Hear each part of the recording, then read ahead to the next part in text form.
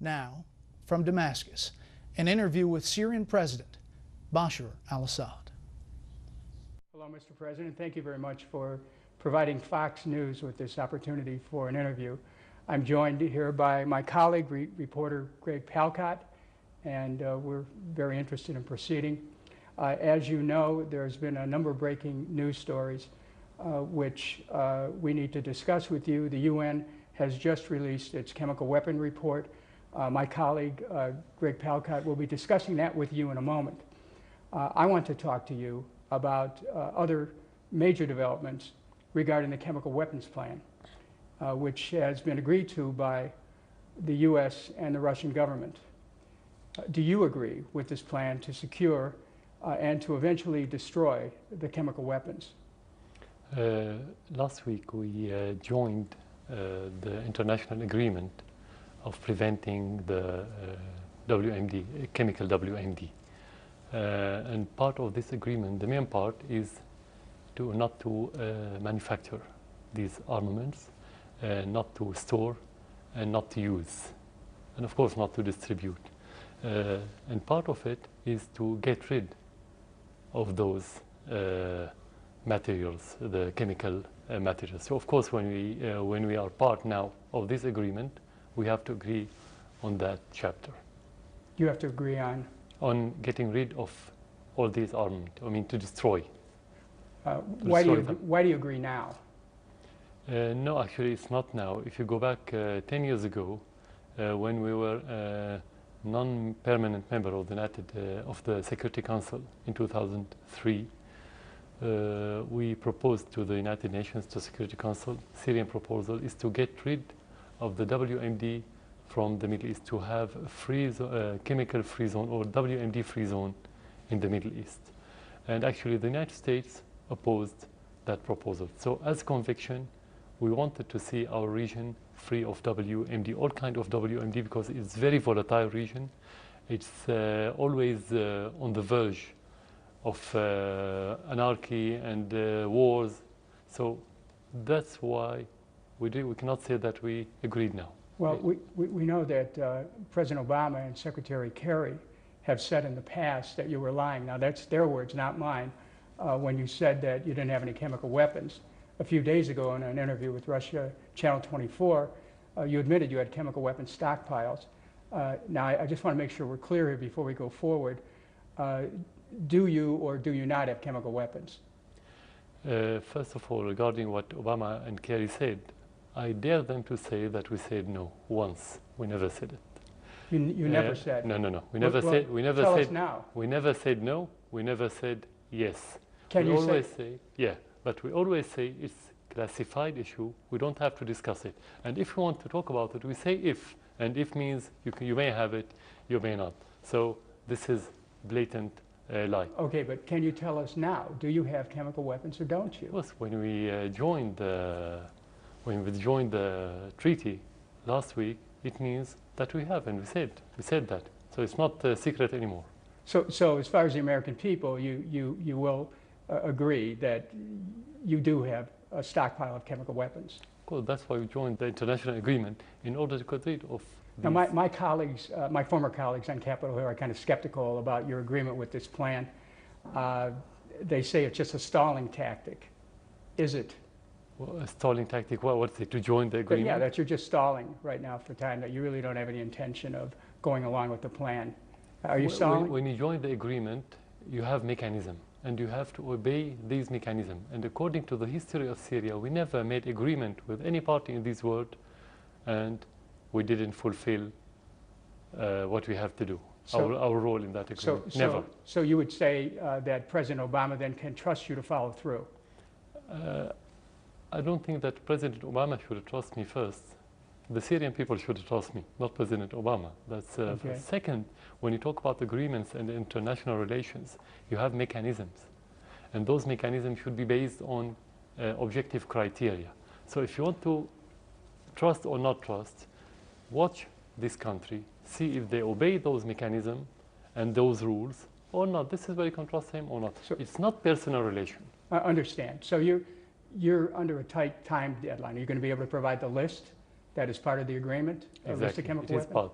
You should provide a list of the arsenal that you have to the organization of the chemical weapon. And are you open? Are you ready to open chemical weapons sites to international inspection? We didn't say that we are joining partially that agreement or that organization. We joined fully. We send the letter, we send the documents, and we are committed to the full requirements of this agreement. Well, would you be ready to let our Fox News cameras have access to some of the chemical weapons site so that the American people will be able to see for themselves? Is that possible? In Syria, we have institutions, we have rules, we have conditions. So we have to go back to this institution to ask them for that request. And after they study the request, they can say yes or not. But it's not about the president to take that decision alone. So we have the institution. You can do that after this interview. You can ask for permission. Can you destroy these chemical weapons quickly? And if not, why not? I think it's a very complicated operation technically, and it needs a lot of money. Some estimated about $1 billion for the Syrian stockpile. We're not expert in that regard, but that's the estimates that we've had recently. So quickly depends. You have to ask the experts what do they mean by quickly, because it has certain schedule. It needs a year, maybe a little bit less or a little bit more. So well, what do you mean quickly? Since it is the United States which demanded that you give up chemical weapons, would you be prepared to turn over your chemical weapons to the U.S. government for the purposes of safely destroying those weapons? As I said, it needs a lot of money. It needs about $1 billion. It's very detrimental to the environment.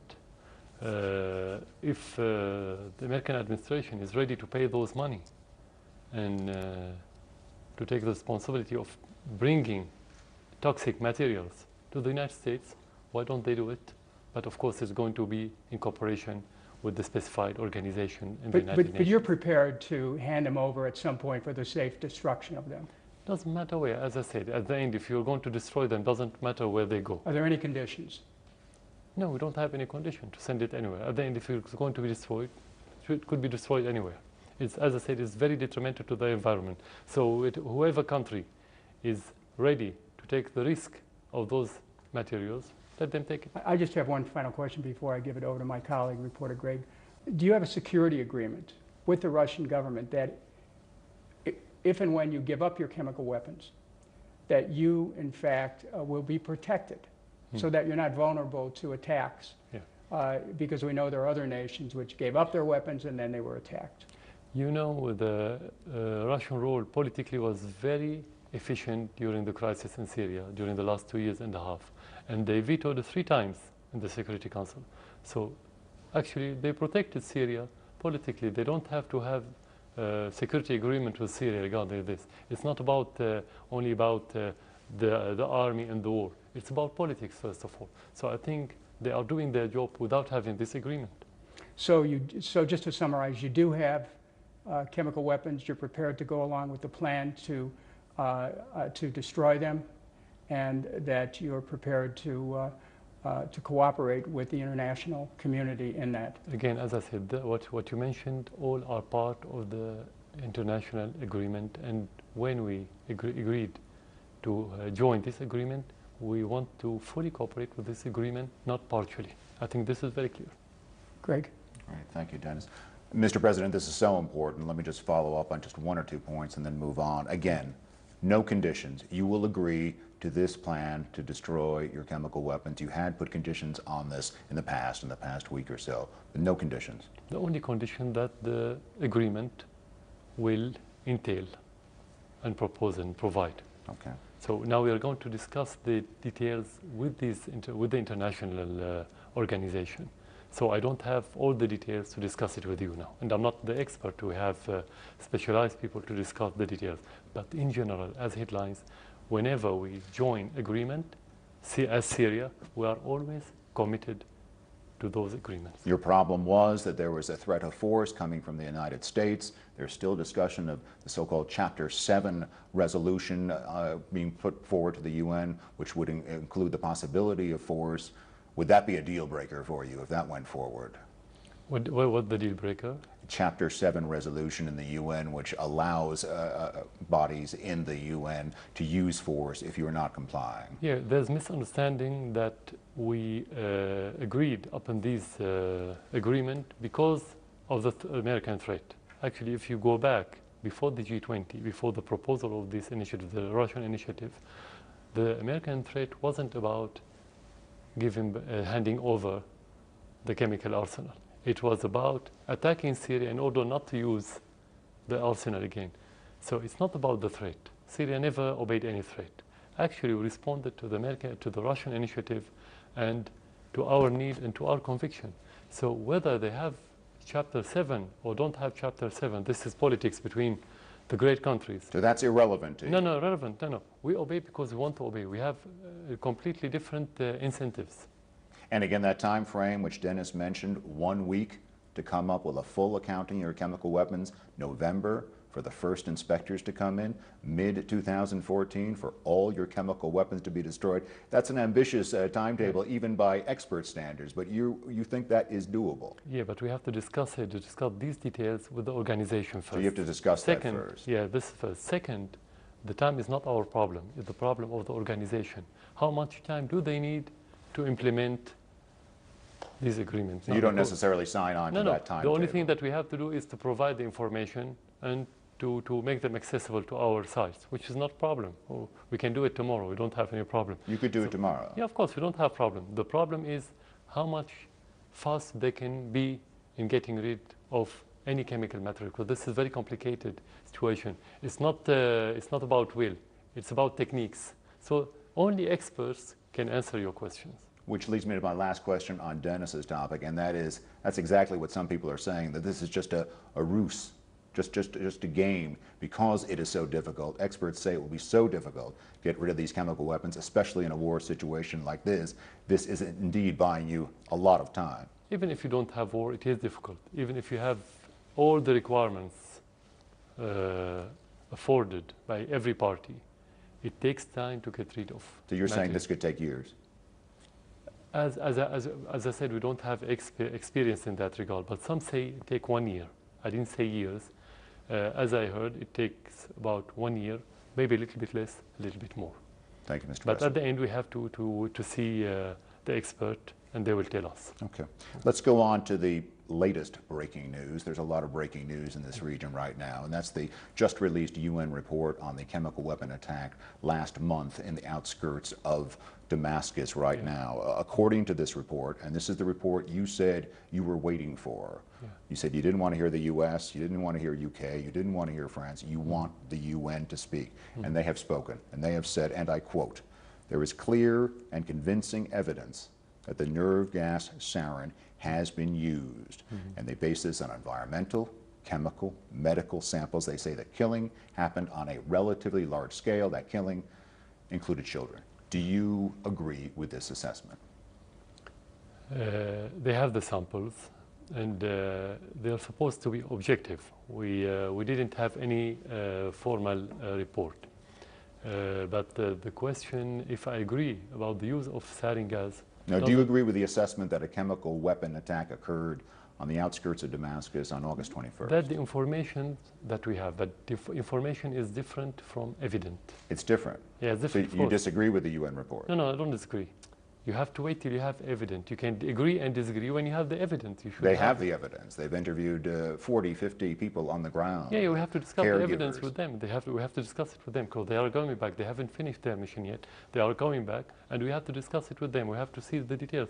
But we cannot disagree without having the opposite evidence. So nobody said that it's not used, because in March, we invited the delegation to Syria because the sarin gas was used in March. We had the evidence that it was used in March. And we'll get into that in a second. I wanted to ask you about that. When I talk as official, I can talk about the evidence that I have. Okay, but they put out a 38-page report. I mean, it's been posted since yesterday. I don't know whether you've had a chance to look at it. We have to look at it. We have to discuss it before saying whether they are correct or not. Yeah, okay. It's only yesterday evening. Let's go hypothetical then. UN Secretary General Ban Ki-moon has said that this is, in fact, a war crime, that it is despicable, that it is a grave violation of international law. If that event happened, as they are saying it did happen, would it be despicable? Would it be a violation of international law? That's self-evident, of course. Self-evident. Of course, that's self-evident. It is. Is it despicable? It's a crime. Because I'm sure you have seen the videos that we have seen of the child but no one, gagging on the ground, or the people no one has on verified the floor. the credibility of the videos and the pictures. Exactly. No one verified. The only verified things are the samples that the delegation go and took. Samples of blood and other things from the soil and so on. Which is what they say they have. But you cannot build a report on videos if it's not verified. But they are basing it on the blood samples. Especially as we live in a world of forgery for the last 2.5 years regarding Syria. You have a lot of forgery on the internet.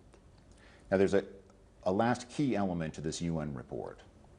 And while the UN inspectors did not lay blame, that is, they did not place culpability for the attack, there are many experts interpreting this report, some that I've spoken to in the last 12 hours, that frankly say this attack looks firmly like an attack coming from your government, from the Syrian government. They point to a few things. They say it was a large amount of gas, sarin gas, maybe as much as a ton. The rebels could not have had that. They say the type of rocket, an M14 artillery, a 330 millimeter, never used by the rebels before, that they needed large vehicles to send these rockets up. The rebels don't have that. And maybe most importantly, they point to the trajectory of the rockets. They say that they were able to trace the rockets back from the impact point to where they came from. And in 2 different occasions, this is according to the UN, they say that the start point was Quezon Mountain, the headquarters of the Republican Guard. What do you say to that? Everything you mentioned is part of the report. Excuse me, sir? Everything you mentioned, all these points, are part of the report. These points are all part of the report. These are all facts. No, the report didn't mention anything regarding the Republican Guards or things like this. They said they gave the azimuth tracking of the trajectory, and people have extrapolated from the azimuth track that that is where it was coming from, northwestern Damascus. First of all, the sarin gas called the kitchen gas. Do you know why? Because anyone can make sarin in his house. They said it's very high quality, higher quality than even used in Iraq by Saddam Hussein, your neighbor at the time. First of all, any rebel can make sarin. Second, we know that all those rebels are supported by governments. So any government that would have such chemical material can hand it over to those. The experts say that they've tracked nothing like this. It's a ton of sarin gas. It is launchers, it is rockets, it's a whole fleet, which happen to be, from time to time, those kinds of armaments, those kind of munitions happen to be in your bases. No. This is realistically cannot be possible. You cannot use the sarin beside your troops. This is first. Second, you don't use WMD while you're advancing. You're not being defeated, you're not retreating. The whole situation was in favor of the army. This is second. Third, we didn't use it when we had bigger problems last year.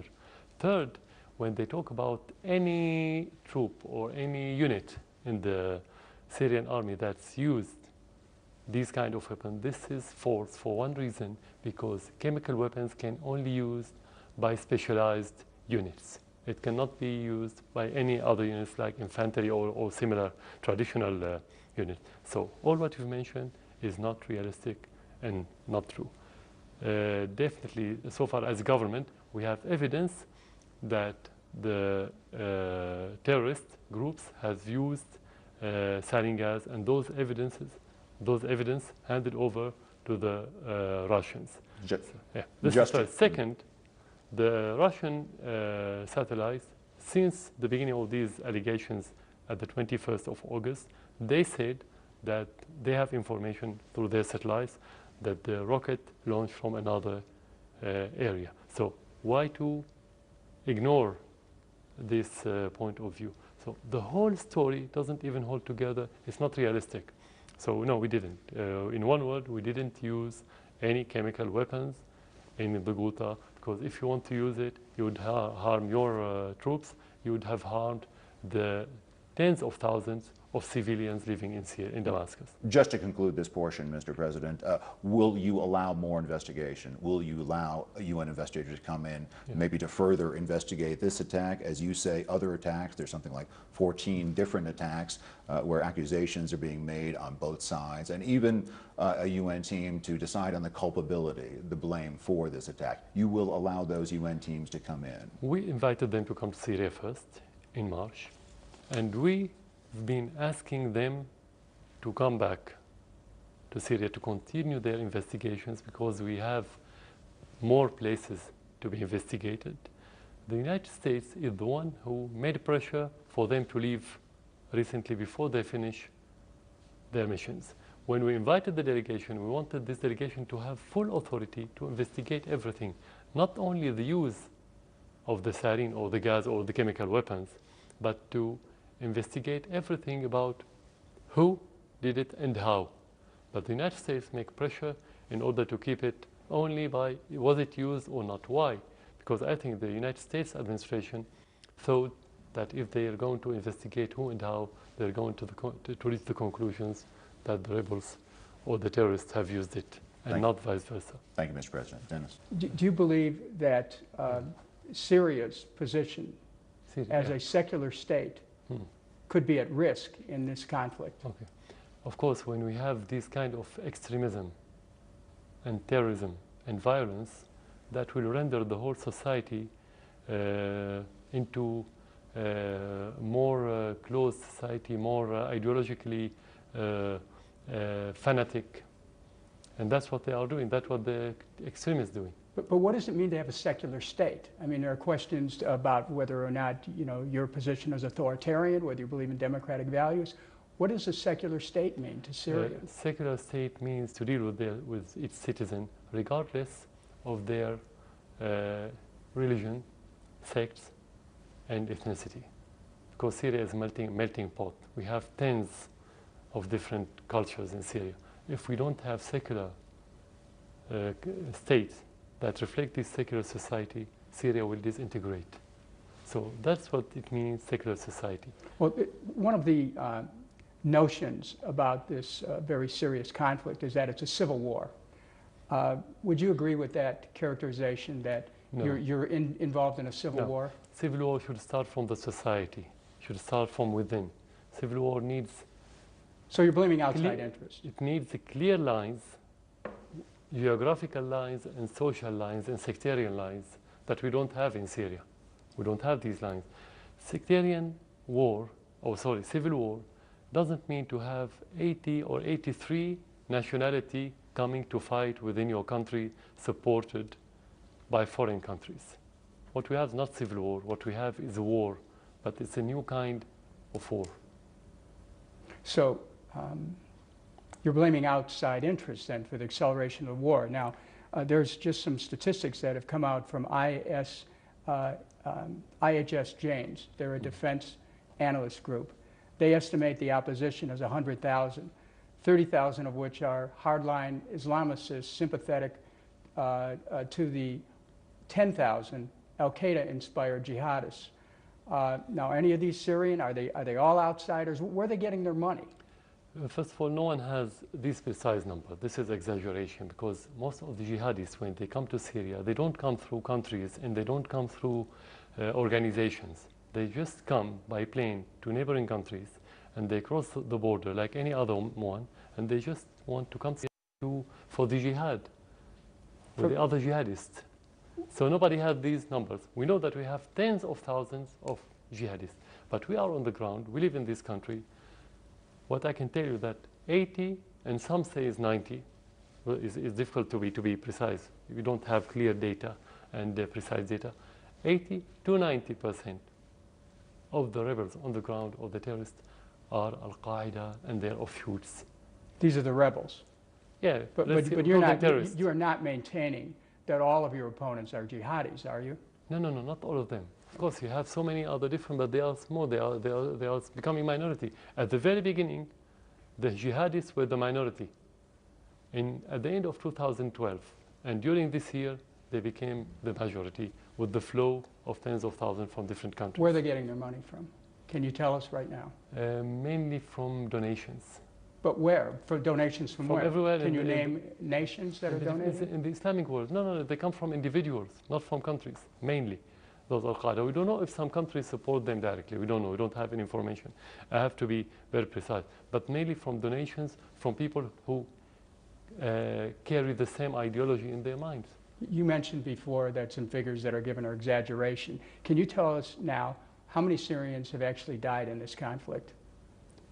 We have tens of thousands of Syrians that have died, mainly because of the terrorist attacks, assassinations, and suicide bombers, the majority.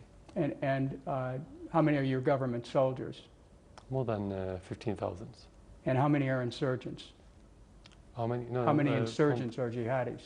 We don't have numbers because we cannot count them. So, well, there are innocent people being killed in this, and the reports are that your government has bombed villages in which innocent people are killed.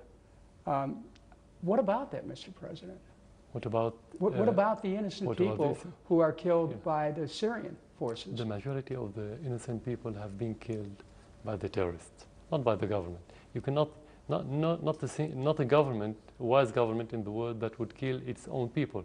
How can you withstand if you kill your own people for 2.5 years while the West is against you, the regional countries, many of them are against you, and your people are against you while you're killing them? Is it possible? Is it realistic? So you're saying you're not killing your own people, but your forces have launched attacks on villages where your own people have been killed. No, actually what you're talking about is when the terrorists infiltrating residential area in villages and sometimes in the suburbs of the cities and within large cities, and the army has to go there to get rid of those terrorists. The army should defend the civilians, not the opposite.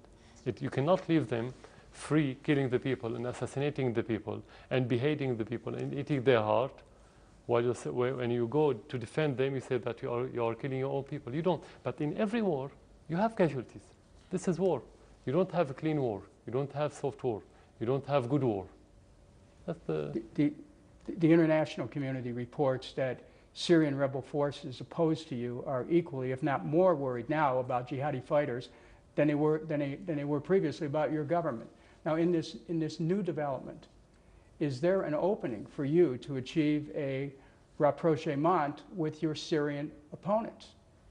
Yeah, here we have to differentiate between what you call opposition and the terrorists. Opposition is a political meaning, it's a political term. When you oppose somebody, like in your country, in any other country in the world, you have your own program, you have your own vision, you have your own grassroots, and you propose whatever you want regarding the political system or anything else, and you can change that system if you oppose the other party. Opposition doesn't mean to carry weapons and kill people, kill innocent, and to destroy schools, to destroy infrastructure, and to behead. What's the relation between opposition and beheading? Well, let me then, as a follow-up, ask you about diplomacy. What diplomatic moves are you prepared to make as confidence-building measures towards peace in your country? Any diplomatic move without having stability and getting rid of the terrorists is going to be illusional, just an illusion.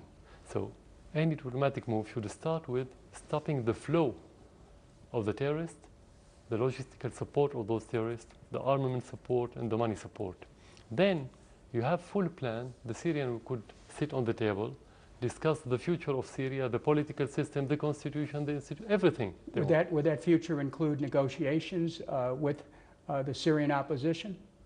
Yeah, exactly. That doesn't mean negotiating with the terrorists. I understand that. Yeah. Now, but does it mean that you're ready for, let's say, a program of reconciliation with those who have opposed you? Are you ready for that? Of course, we announced it at the beginning of this year. We said we are ready to discuss with any political party in Syria, inside Syria and outside Syria. Let's take this down the road into next year. Would you be prepared to offer amnesty to all the Syrians who opposed your government? They didn't breach the law. So if they oppose the government, they can come to Syria without amnesty. only amnesty should be offered to anyone who violate the Syrian law or breach the law. And if you oppose it, it's not crime. We have opposition within Syria. But do you believe in amnesty as a path towards peace? Yeah, that depends on to whom. If it's to whom they stain their hands with the Syrian blood, it could be as part of national reconciliation.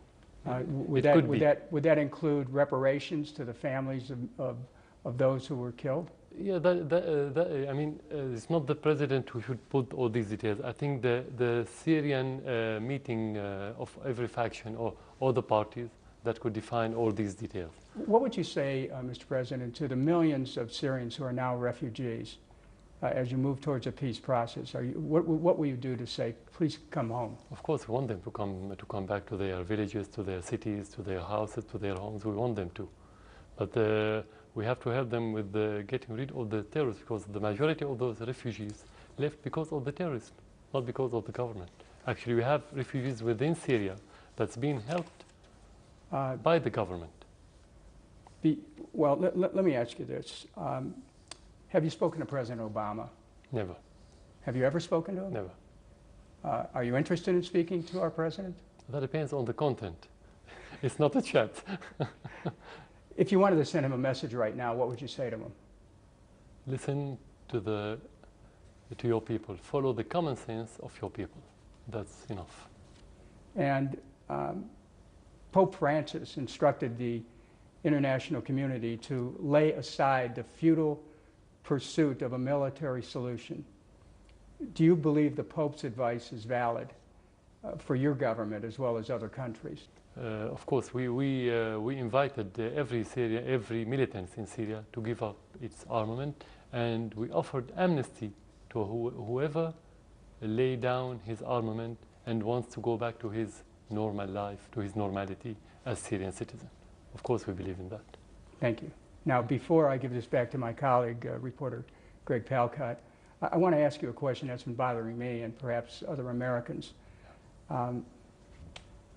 Not everyone who is watching this interview today knows that you're a doctor, you're an MD, and you've done this before you were president. As you know, doctors take an oath never to do harm to anyone. That's a direct quote from the Hippocratic Oath. Does a doctor give that up when he takes political office? First of all, doctors take the right decision to protect the life of the patient. So you cannot say that they don't do harm physically, because sometimes they have to extract the bad member that could kill the patient. You could extract eye, you could extract leg, and so on. But you don't say that he's a bad doctor. It's still a humanitarian job, whatever they do. The same for a politician, but in a larger scale. A doctor deals with one patient, the politician should deal with the public, with millions or 10 of millions, and so on. So the question is whether your decision should help the life of the Syrians or not in such a situation. Nobody likes the violence. We are against the violence. But what will you do when the terrorists attack your country and kill the people? Would you say that I'm against violence, or you defend? You have army, you have police, they have to do their job. This is the Constitution, and this is the role of any government. What did you do in Los Angeles in the 90s when you have rebels? Didn't you send your army? You did. Greg. Exactly. So this is the mission of the government. The most important thing is when you take the decision, whether it harms or not, it should help the majority of the people. It's better if you take the decision that could help everyone, but sometimes in certain circumstances, in difficult circumstances, you cannot. So you have to take the less harmful decision. Thank you, Mr. President. Greg. Mr. President, our time is limited, but I want to briefly go back in time a little bit. I was here in 2000 for the funeral of your father. You assumed the position of president, and at that time, some people had real hopes for you as a reformer, to change things, to bring more democracy to this country. In fact, however, critics and analysts said you pulled back. You pulled back to the point where Now you were being branded other things than reformer. You were branded dictator and much, much worse. How does that make you feel? How does it make you feel when people say you, to use an American parlance, you've lost the plot? That is, you've lost the trail of what you might have done then that might have avoided all of this now. Yeah. So first of all, if you want to talk about the hope, I always say I'm the hope of the Syrians. Doesn't matter if I'm the hope of any foreigner person, whether he's official or any other one. So all the terms that you've used in your question should be referred to the Syrian to see whether they agreed upon these terms or not. At the end, it's not about the term, it's about the content. Doesn't matter what they say, whether he's dictator or reformer. Today you have propaganda. Do they say the same word about their allies in the Gulf states? Do they talk about the dictatorship in the Gulf state? We're talking about Syria now. Yeah, I know, but I have the right to answer about the other regime or other states that they are much far from democracy than the Syrian state. Going back to your question, the reform is not the job of certain person in a country, whether the president or the government or the people. The president and the government can lead the reform, but the reform is a social process.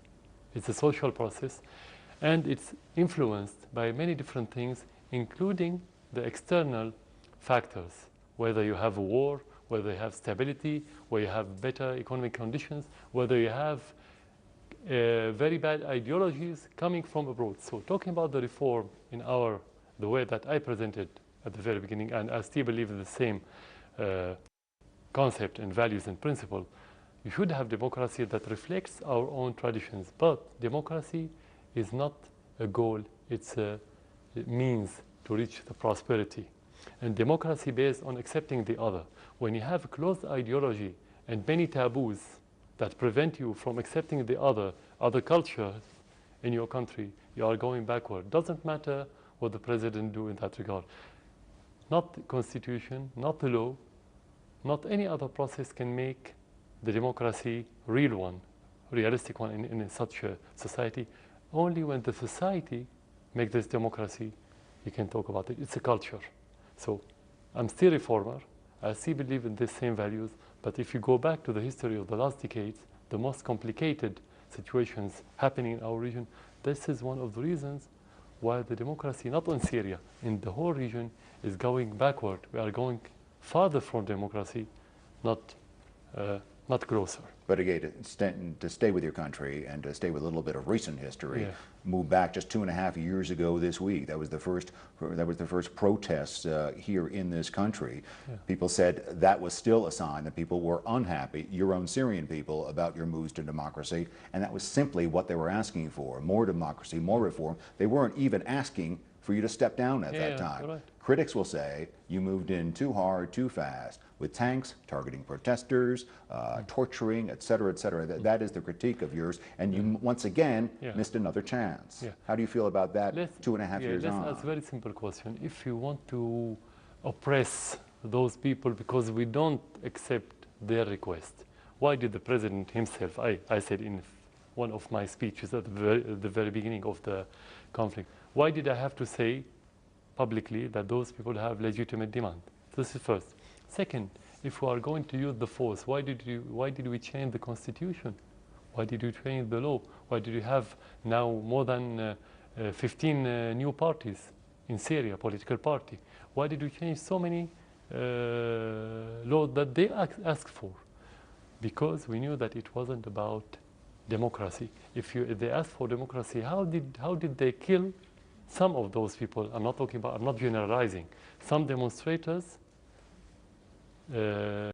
demonstrated for the reason that you've mentioned, but some others, they killed soldiers and they killed policemen in the first week of the conflict. What's the relation between asking for democracy and killing and assassinating? So we have to be very precise in differentiating between people who ask for democracy and terrorists. This is first. Second, part of those people who were opposing the government at the very beginning, today they support the government against the terrorists. Because they ask for reform, but they didn't ask for terrorists. So you are talking about two different completely situations between the beginning of the conflict and today. So we're still moving forward in the path of the democracy. And part of the solution that I just mentioned a few minutes ago, when we sit around the table, the Syrian people will say, what's the best constitution? What's the best political system? Do they want it parliamentarian, presidential, quasi-presidential, and so on? So what laws do they want? Everything. So it's not the president who's going to set. If the people want to set up their new system, this is democracy. But you bring up a point that leads to my next question. Some people will say that you have just waged a war of attrition. That is, that you have waited and ground people down. And some of those that felt very peacefully that they wanted a change here in democracy, now after 2.5 years of fighting, they're willing to give in a little bit. And at the outset, you talked about terrorists coming inside, and now you've allowed, or you've created a situation on the ground because of this long period for the terrorists to come here. My point is, you're not really changing people's minds, you're just forcing them into this box where we're 2.5 years on, we're 110,000 people dead, cities in ruins, and you're hoping that your people will just surrender to the idea. I mean, is that really where you wanted to go with this whole thing? So the core of the idea that I created the atmosphere to invite terrorists to Syria. You held on long enough. You held on long enough against the demands of people who wanted peaceful demands for from democracy. the very beginning we accepted the demands. From the very beginning you accepted the demands. From the very beginning, before the terrorists or those foreigners coming to Syria, from the very beginning, in 2011, 2 months after 6 days after the conflict, we said we were going to change.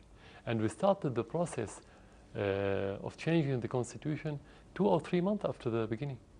And we had the vote. I mean, the people, I didn't change the constitution. The people voted, or let's say there was a referendum, and the people voted in that referendum for this new constitution. At the beginning of 2012, in February, before the end of 1 year of the conflict. So what you're saying is far cry from reality. It's completely different story. It's not none of these things happening in Syria. It's about maybe another country. What happened in Syria from the very beginning, we said we are ready. If there's any demand, we are ready to change everything. So what could the president do, or how could he succeed if the people are against him? How can he succeed? Just you want to be president just for the sake of being president? That's not realistic. It's impossible.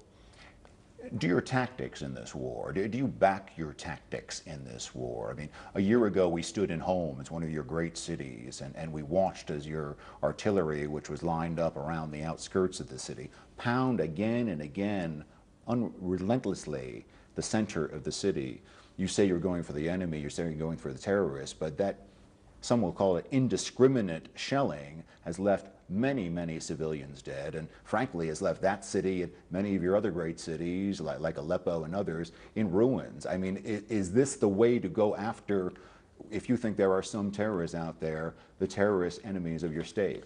So it's like if you say that when the terrorists infiltrated some area or attack certain part of any city, that the civilians would stay and live with them. That's impossible. Whenever the terrorists enter an area, the civilians would leave, unless they use them as a human shield.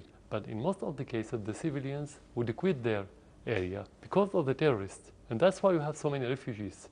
So in most of the cases, the Syrian army attack area where there's no civilians living in it. In most of the cases, you can hardly find civilians with terrorists. They cannot live. With a rough estimate, Mr. President, of the total of 110,000 dead so far is at least about 50,000 civilians. You're saying there were 50,000 human shields? You're saying that those people were in the wrong place? First of all, what's the source of your information?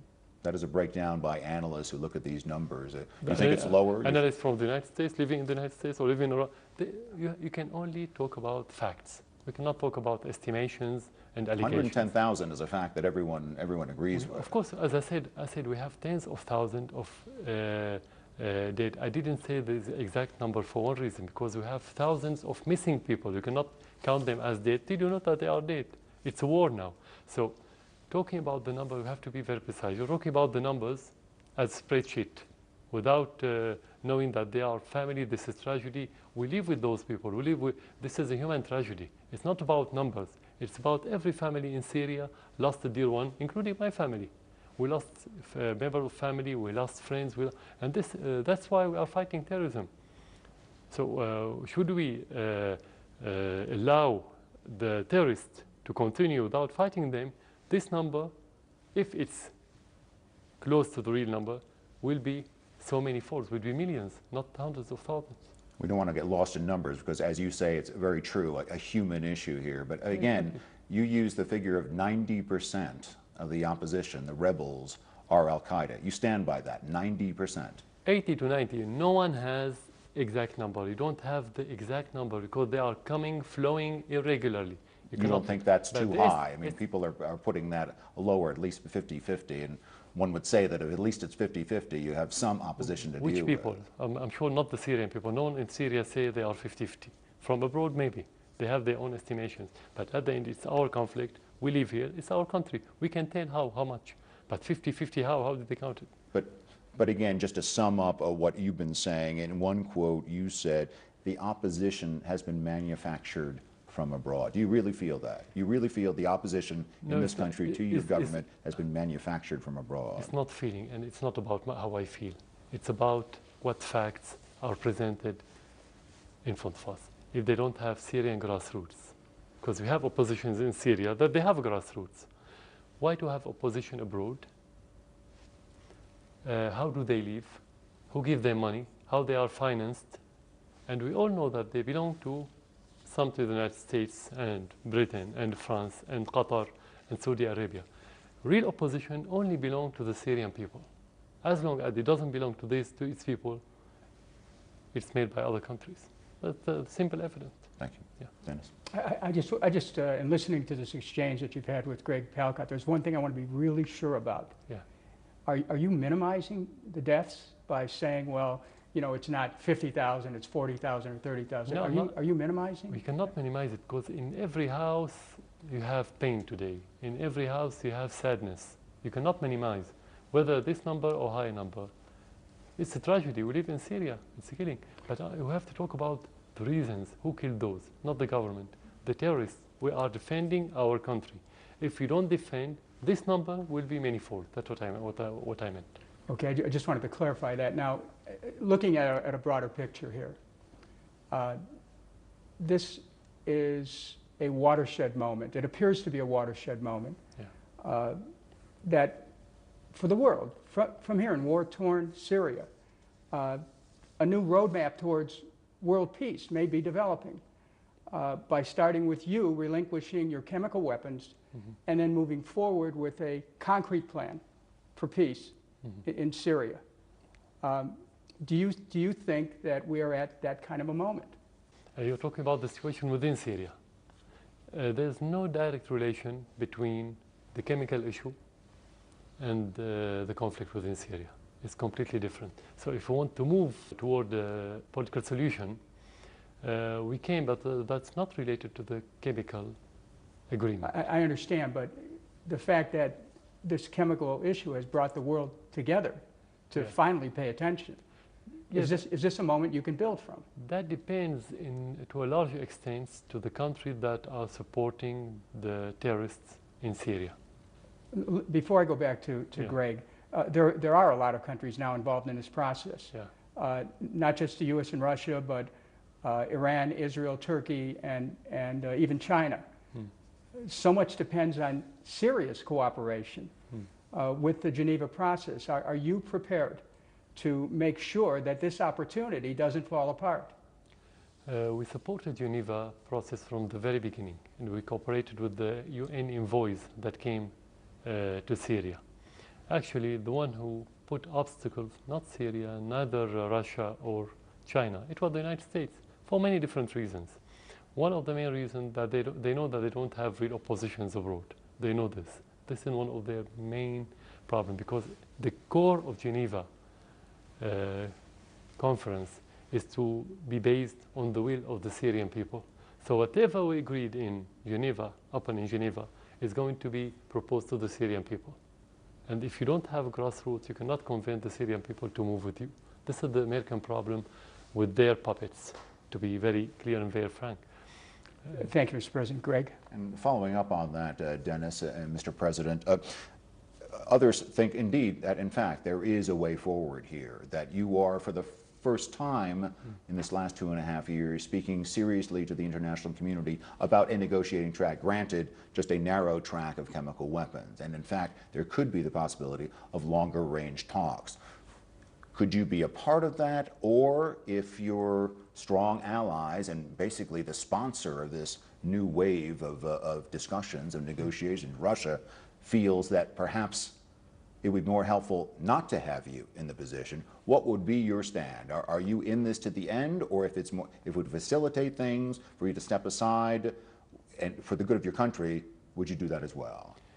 Being here or not being here in that position as president should be defined and decided by the Syrian people and by the ballot box.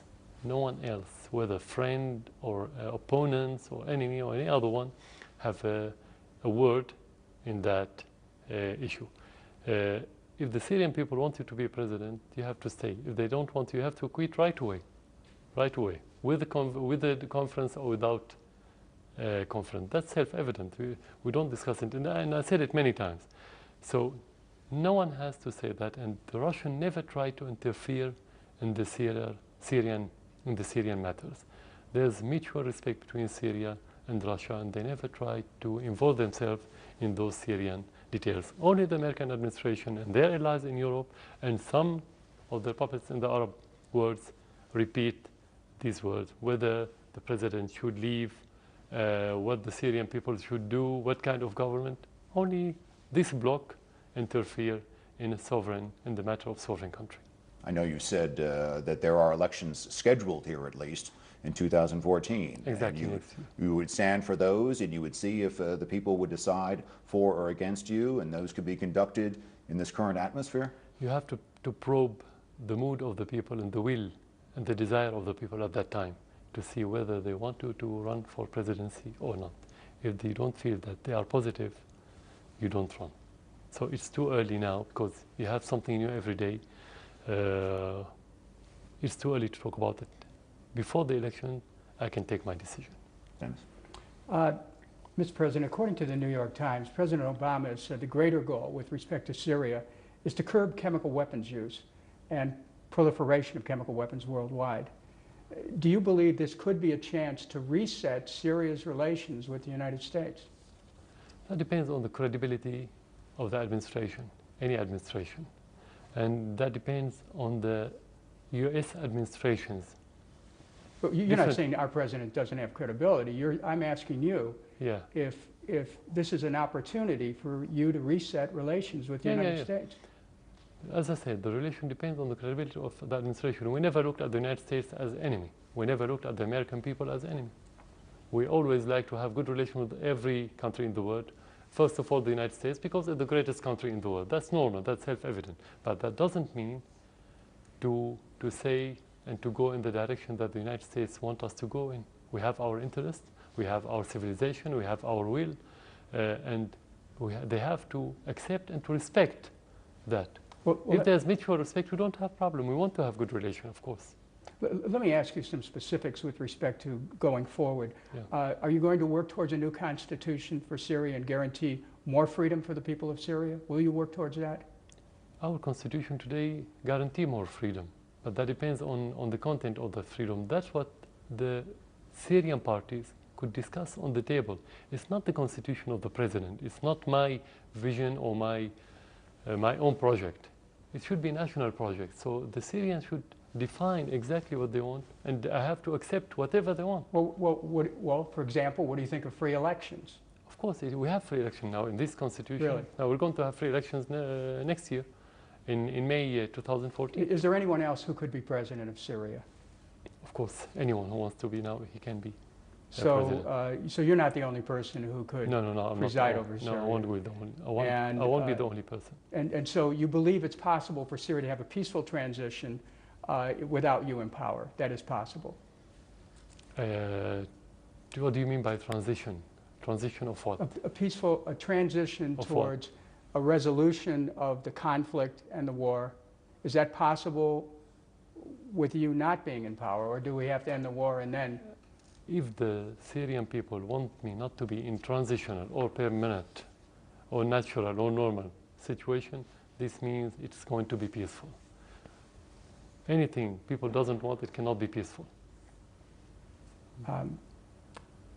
Let's look 5 years into the future. Yeah. What will Syria look like? We have so many challenges if we get rid of this conflict. Of course, the shorter one is to get rid of the terrorists, as I said. But the most important thing, their ideology. We have no doubt that the existence of terrorists from all over the world, extremist terrorists, have left so many side effects within the hearts and minds, at least of the young people in Syria. What would you expect from a child who tried to behead somebody with his hand? What would you expect from children that's been watching beheading and barbecuing heads and watching cannibals in Syria on the TV and on the internet? I'm sure that it has a lot of psychological side effect and bad effects on the society. So we have to rehabilitate this generation to be open again as Syria used to be. Of course, I'm talking now about local focal, but if we leave it, it's going to be like a ripple in the water that expands into the society. This is first. Second, we have to rebuild our infrastructure that has been destroyed recently, to rebuild our economy. And, as I said, to have a new system that suits the Syrian people, new political system and economic system, and any other accessories regarding to these main headlines.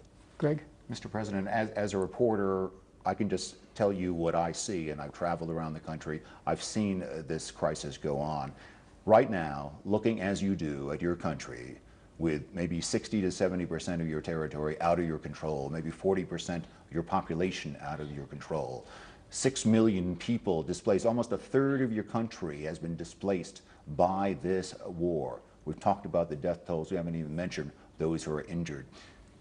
Do you see any way back? Do you see any way that the people could again be behind you in a totality? Do you see anything that you could do at this point to make up for this 2.5 years of hard, bloody, grinding war which this country has been put through?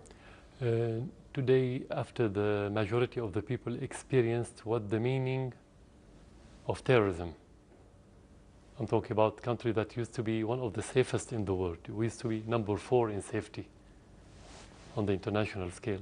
We were number 4. To try to experience directly the extremism and the terrorism, those people wanted now they are supporting the government. So they are behind the government. Doesn't matter if they are behind me. The most important thing is to be behind the institution. The majority is. Regarding the percentage that you put, of course it's not correct, the percentage. But anyway, the army and the police don't exist anywhere in Syria.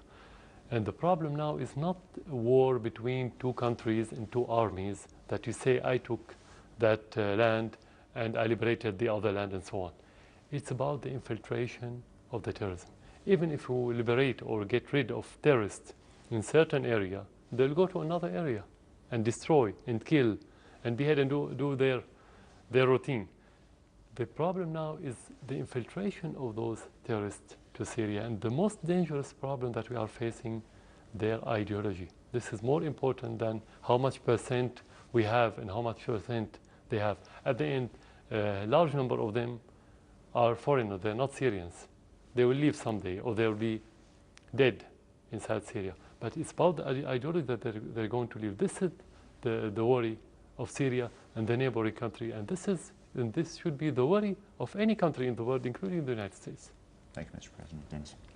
Mr. President, thank you for this interview. Thank you very much. Thank you. Thank you for coming to Syria.